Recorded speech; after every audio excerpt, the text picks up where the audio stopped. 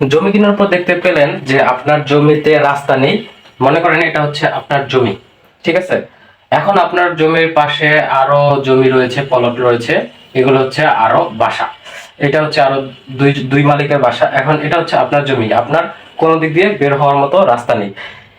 এই বাড়িওয়ালা করছে কি, এখান দিয়ে একটু জায়গা ছাড়ছে, তার জায়গা ছাড়ছে এই এতটুক, আর এই বাড়িওয়ালা এখান থেকে একটু জায়গা ছাড়ছে।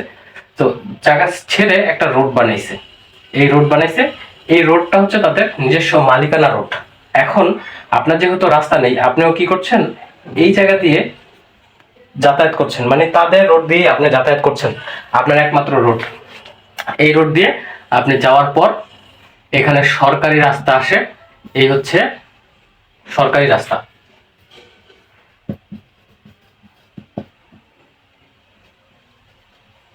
এই সরকারি রাস্তায় আপনি প্রবেশ করতে পারেন। মনে করেন এখানে একটা বড় বাজার আছে, এই বাজারে আপনি হচ্ছে যান।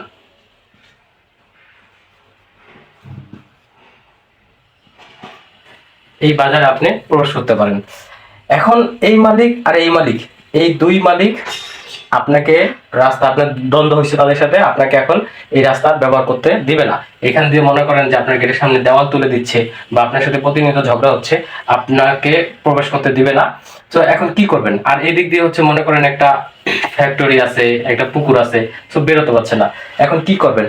সেই ক্ষেত্রে আপনি তাদের সাথে সবচেয়ে ভালো পন্থা হচ্ছে পরামর্শ করতে পারেন, কথা বলতে পারেন, তাদের সাথে একটা সভা সৃষ্টি করে আলোচনার সাপেক্ষে বলতে পারেন যে আপনি তাদেরকে রিকোয়েস্ট করতে পারেন। রিকোয়েস্ট করবেন যে আপনার আর কোনো জায়গা নেই, আপনার বেরোতে হবে, আপনাকে এই রাস্তাটা ব্যবহার করতে দিতে হবে। সুতরাং এই বিষয়টা হচ্ছে আপনারা প্রথমে তাদের সাথে যোগাযোগ করবেন, কথা বলবেন, কথা বলে তাদেরকে দরকার পড়লে যদি তারা কোনো টাকা পয়সা চায় সেটা দিয়েও মীমাংসা করবেন। পরবর্তীতে যদি না হয় সেই ক্ষেত্রে আপনারা কোথায় যাবেন? সেই ক্ষেত্রে আপনারা যাবেন এলাকার চেয়ারম্যান, গণ্যমান্য যারা ব্যক্তি আছে তাদের কাছে। তাদের কাছে যাওয়ার পরে তারা একটা ফয়সলা করে দিবে যেটা ন্যায়সঙ্গত। আপনাকে বলবে যে এখান দিয়ে পারমিশন দিবে যে হ্যাঁ যাতায়াত করতে পারবে। তারপরেও তারা যদি না মানে সেই ক্ষেত্রে আপনার যেতে হবে পুলিশের কাছে।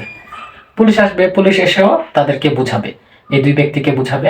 বোঝানোর পরে তারা ভালোভাবেই বুঝাবে, বলবে যে তার যাওয়ার রাস্তা নেই, এখান দিয়ে যাও। কি করবেন? এখনো যদি তারা না মানে তাহলে আপনার যেতে হবে আদালতে। পুলিশই আপনাকে বলবে যে আপনি আদালতে যান।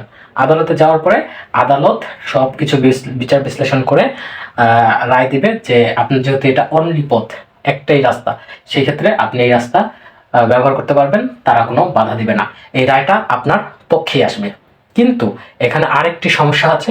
সেই সমস্যা হচ্ছে, মনে করেন আপনার এটা একমাত্র রাস্তা, কিন্তু এই সাইড দিয়ে একটা ছোট রাস্তা গিয়েছে। এই রাস্তাটা যে মেন সড়কের সাথে সংযুক্ত হয়েছে এবং এই রাস্তাটা হচ্ছে সরকারি রাস্তা।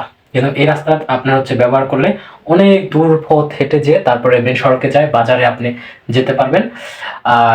এই রাস্তাটি যদি থেকে থাকে তাহলে আর এই রাস্তাটির পারমিশন, ব্যবহার করার পারমিশন আপনাকে দেবে না, কারণ এটা তো তারা নিজেরা বানিয়েছে, নিজেদের জায়গা ছেড়েছে, নিজেদের টাকা খরচ করছে এই রাস্তার প্রতি।